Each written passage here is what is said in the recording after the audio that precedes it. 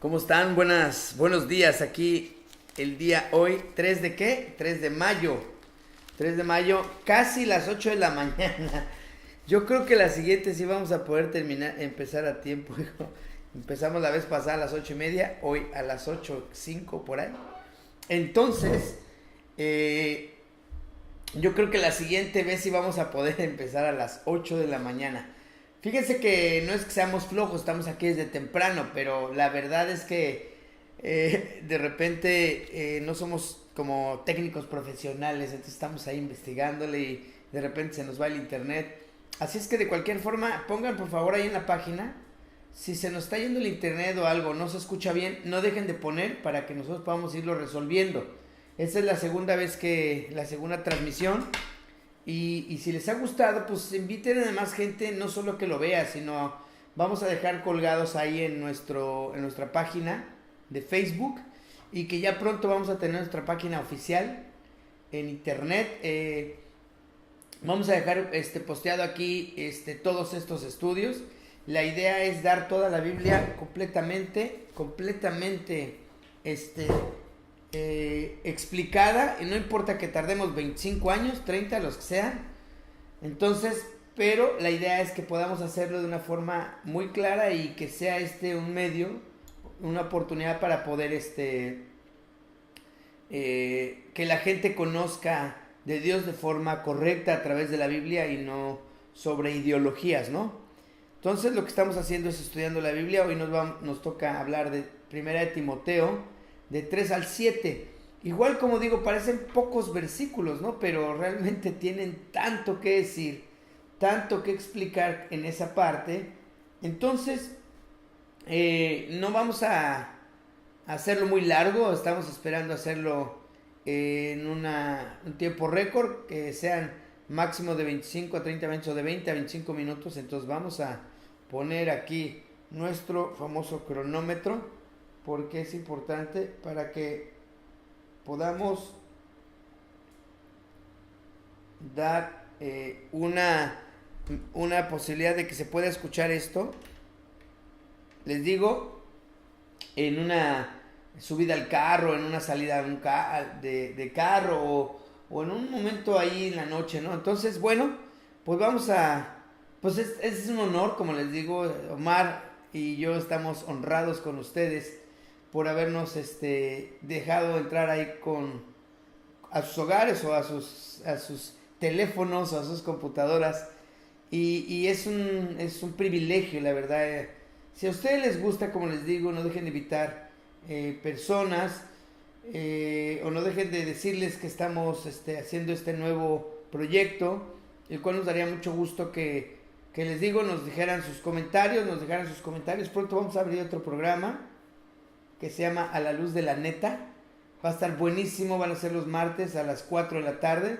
Vamos a ser varias personas que vamos a tratar de temas específicos sobre doctrinas y sobre circunstancias, sobre temas de la vida. Entonces, no dejen de poner en la página si ustedes están interesados en algún tema en especial, pues que podamos saber si quieren que lo tratemos aquí y lo podamos tratar juntamente con ustedes. Bueno, vamos a dar inicio a la lectura, porque Omar, ¿sabes si tienes una cancioncita más o no? Vamos a tener una cancioncita que vamos a tocar para poder dar inicio al estudio, pero vamos primero a leer. Vamos a la lectura, a la oración, y iniciamos. Vean lo que dice Primera de Timoteo 3 al 7. Vamos a leerlo, por favor.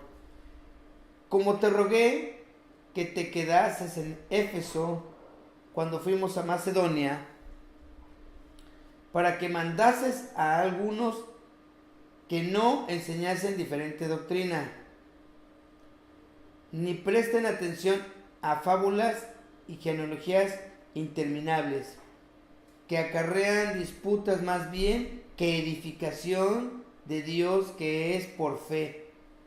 Así te encargo ahora, pues el propósito de este mandamiento es el amor nacido de corazón limpio y de buena conciencia y de fe no fingida, a las cuales cosas, desviándose algunos, se apartaron a vanas palabrerías, queriendo ser doctores de la ley, sin entender ni lo que habían ni lo que afirmaban.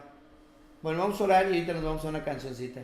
Señor y Padre, te pedimos que hoy pongas en nuestro corazón y en nuestra mente conciencia y como dices en Romanos, Señor, es nuestro culto racional y que nos hagas entender, Padre, lo que quieres hablar para nosotros. En el nombre de Jesús, amén. Muy bien, regresamos nuevamente aquí. Les digo, somos novatones para esto. La idea principal es la comunicación, lo que ustedes van a escuchar. A lo mejor van a ver algunos problemas técnicos que es culpa de Omar completamente. No es cierto. No es cierto. No, somos novatones y la verdad la idea principal es que Dios nos puso en el corazón poder compartir la Biblia y en él principalmente porque ha estado habiendo transformaciones en muchos de nosotros, ¿no? En esto de leer la Biblia de forma ordenada y analizada, ¿no?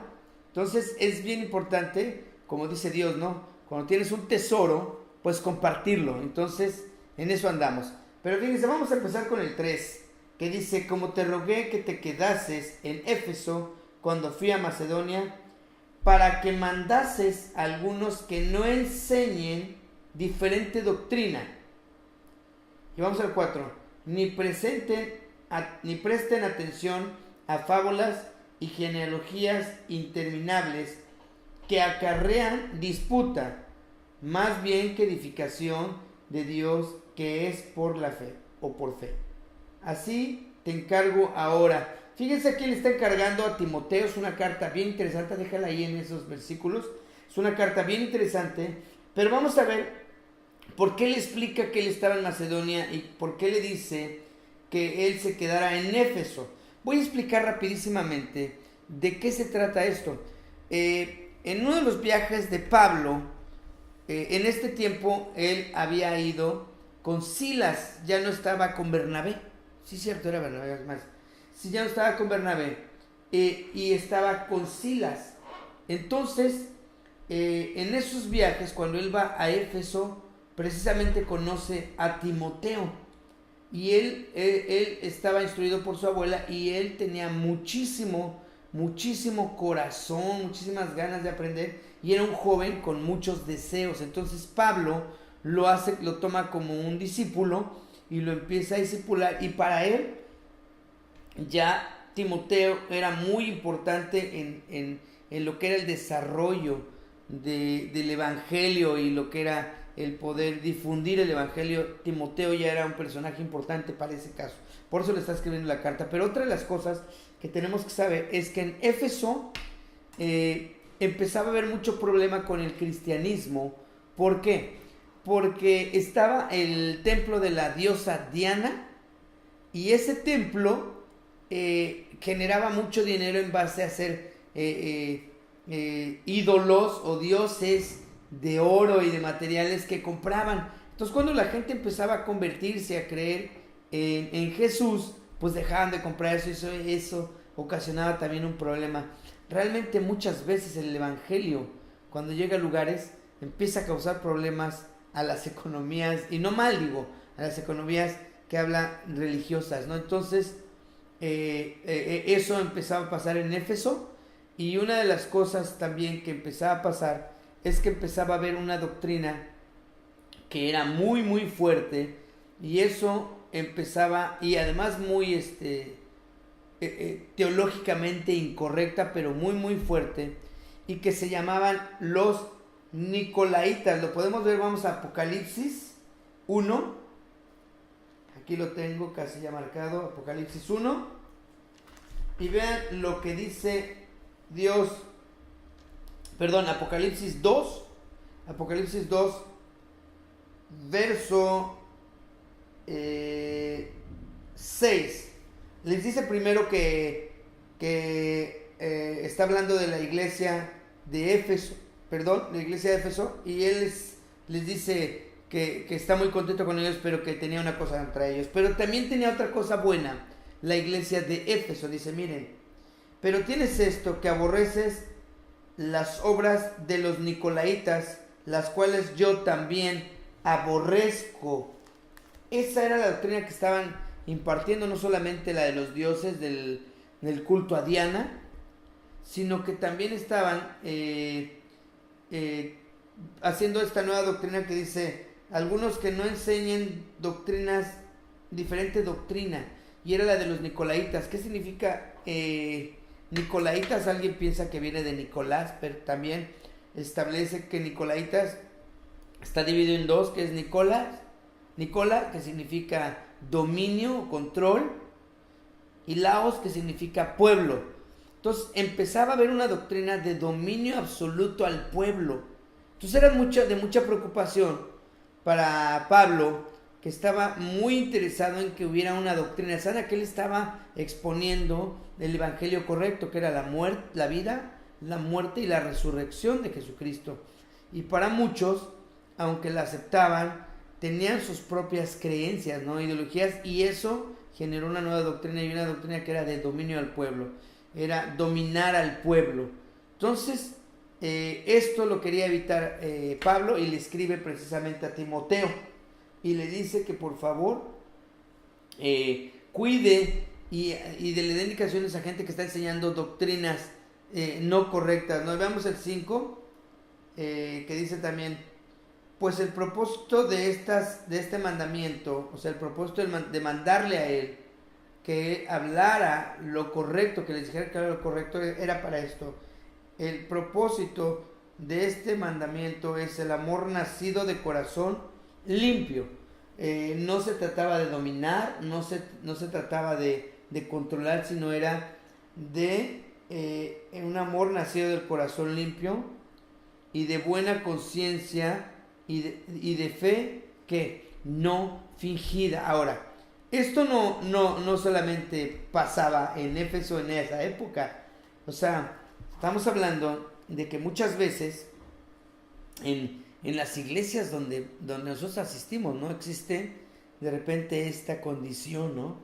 O sea, no estoy hablando solo de la que van ustedes, a lo mejor en la que van ustedes no pasa esto, pero en algunas sí pasa, en la que se empieza a tener una condición no natural del Espíritu Santo, sino una condición de como un comportamiento no natural de Dios ni del Espíritu Santo, como una condición en la que es el resultado del Espíritu Santo o es consecuencia de tener un Espíritu Santo, sino empezamos a tener un comportamiento y empezamos a tener en la iglesia más allá de fruto del Espíritu o condiciones del Espíritu, empezamos a comportarnos como se comportan varios y empezamos a aprender comportamiento, ¿no? Vean, pero lo que dice, y empieza a haber una ideología, empieza a haber doctrina incorrecta, y cuando dice Pablo, pero es que es tan sencillo, o sea, el mandamiento que te estoy dando que les enseñes, porque están dando doctrina mala, el mandamiento es amor nacido del corazón limpio. El que no sea como un niño no verá el reino de Dios. El que no sea como un niño, ¿no? O sea, de corazón limpio y de buena conciencia. Nosotros, o sea, lo que quiere decir también Pablo es que nosotros bien sabemos cuando solamente nos estamos comportando y no son cuestiones espirituales. ¿Estás de acuerdo? Dice, una conciencia, qué buena conciencia, porque hay varios que se comportan solamente y que al final, o habemos varios, o buscamos que no exista eso como una condición de que haya varios que se comporten solamente de una forma que para la iglesia y que tengan como doble vida, ¿no? Esa cuestión donde son de una forma en la iglesia y son fuera de la iglesia de otra forma. Y eso los va a llevar a problemas. Y eso tiene que ver con la conciencia. Conciencia, ¿qué? Buena conciencia. ¿Y de qué? Y entonces cierra con esto, porque esto, híjole, mano, eso hay que cuidar en la iglesia. Hay que cuidar que la gente no solo busque un ambiente social o una forma de comportarse diferente, sino que entienda bien lo que es el evangelio y lo que es la salvación, y que un día van a ver estas condiciones de comportamiento, pero que van a ser resultado o consecuencia de un espíritu que mora en ellos, ¿no? Pero fíjense cómo termina, dice, de buena conciencia y de fe no fingida. Eso significa que hay varios, vean lo que dice en el último versículo, de buena conciencia y de fe que no fingida. O sea, ¿qué significa? Que sí hay fe fingida. O sea, estamos en lugares donde hay gente que está con una fe fingida. De esos que ves líderes, ¿no? Líderes de grupos, ¿no? Líderes de hogares, ¿no? O líderes de parejas, donde de repente los vuelves a ver y se divorciaron, hijo. Y eran los líderes de la iglesia. O de repente líderes de matrimonios, ¿no? O líderes de jóvenes que de repente traen un problema ahí con jovencitas, ¿no? O pastores, ¿no? Ves muchas cosas que pasan porque al final no vemos esto como importante, que es el amor nacido del corazón limpio, porque acuérdense que cuando Dios nos perdona, cuando nosotros entregamos nuestros pecados a Dios, no solamente Él nos salva, bueno, pues para salvarnos, sino que nos limpia. ¿Estamos ahí? Las cosas viejas pasaron, todas son hechas nuevas, y Él nos limpia. Entonces significa que el corazón tiene que estar, ¿qué? Limpio. ¿De un corazón qué? Limpio. ¿Qué significa? Que nosotros bien sí nos podemos comportar como si fuéramos cristianos sin serlo. Pero lo que Dios dice que tiene que haber un corazón limpio. ¿Y el corazón quién lo limpia? Dios. De un corazón limpio. Acuérdense que cuando Dios nos salva y nosotros entregamos nuestros pecados y nos arrepentimos, Dios no solamente nos salva, sino nos limpia. Es más, para podernos salvar nos tiene que limpiar. Entonces, eso genera varias consecuencias. Un corazón limpio genera consecuencias, que es una buena conciencia y una fe no fingida. Esto también nos quiere decir que hay gente que no es cristiana y que se puede comportar como si tuviera fe. Una de las cosas que mayormente luego enseñan en las iglesias y que se va descuidando es que la salvación y el amor del corazón limpio genera condiciones o genera, se llaman consecuencias, y en la iglesia de repente empiezan a enseñar comportamientos. O sea, yo no digo que en ninguna, no en todas, de repente empezamos a descuidar y empezamos a enseñar cómo comportarse, y eso lleva a una fe fingida. Hay gente que no es salva y se puede comportar. Hay historias impresionantes de pastores que se convierten en 10 años después de ser pastores, hijo, que entienden bien.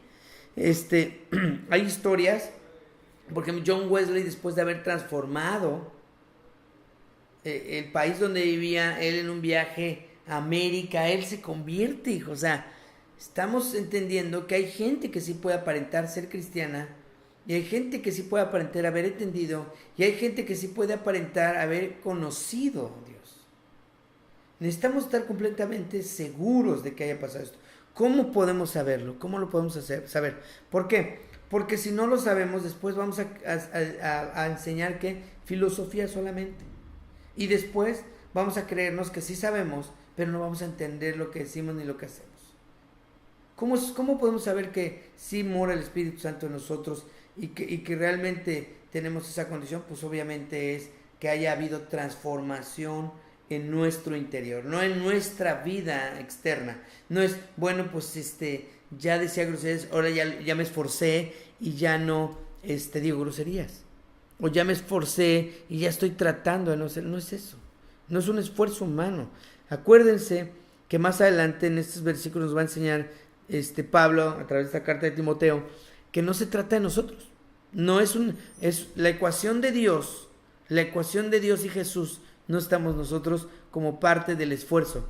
Estamos como parte de ser los que íbamos a ser rescatados y salvos. Pero no éramos parte de esta ecuación como, bueno, pues nosotros entonces tenemos que echarle ganas. No. Somos aquellos que somos transformados y todo lo que va pasando es consecuencia de un Espíritu Santo. Y eso nos va a llevar a una fe correcta y no una fe fingida. Es que, hermanos, les invito a que a que escudriñemos nuestro corazón. Si es un corazón, si es amor, el que tenemos de un corazón limpio. Escudriñemos nuestro corazón si es un corazón limpio. Eso implica que si es limpio es un corazón salvo. No es perfecto. No estamos hablando de que todo sale perfecto. No, somos humanos. Todos tenemos luchas, todos tenemos condiciones. Pero les invito a que ustedes examinen fuertemente su corazón. Y por qué hacen cada una de las cosas. No es realmente qué hacen, sino por qué lo hacen. ¿Ok? Pues bendecidos hermanos. Fue una bendición estar con ustedes y que Dios los bendiga esta semana fuertemente. Así que nos vemos el próximo martes. No nos dejemos de ver y que Dios los bendiga.